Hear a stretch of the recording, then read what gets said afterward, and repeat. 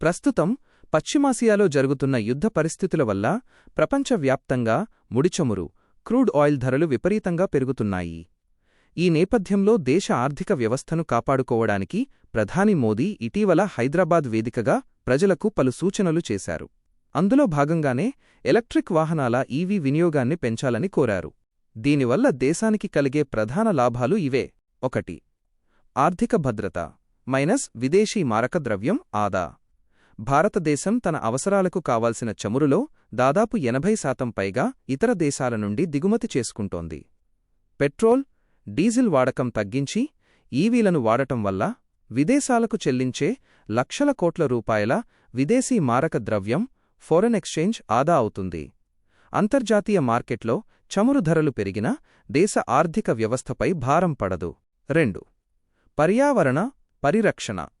సాధారణ వాహనాల నుండి వెలువడే కార్బన్ ఉద్గారాల వల్ల నగరాల్లో కాలుష్యం విపరీతంగా పెరుగుతోంది. ఈవీల వల్ల శూన్య ఉద్గారాలు, జీరో ఎమిషన్స్ ఉంటాయి.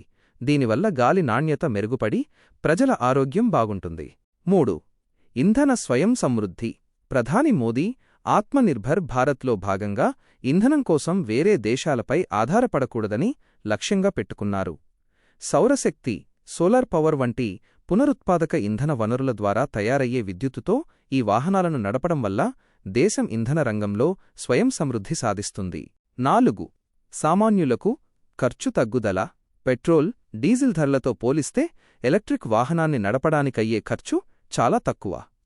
దీనివల్ల మధ్యతరగతి కుటుంబాల నెలవారీ ఖర్చులు ఆదా అవుతాయి.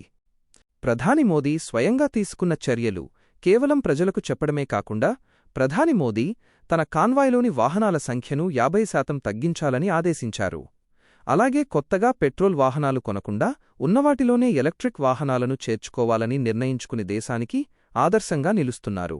ప్రస్తుత పరిస్థితుల్లో పెట్రోల్, డీజిల్ వాడకాన్ని తగ్గించడం కూడా ఒక రకమైన దేశభక్తి అని ఆయన పిలుపునిచ్చారు.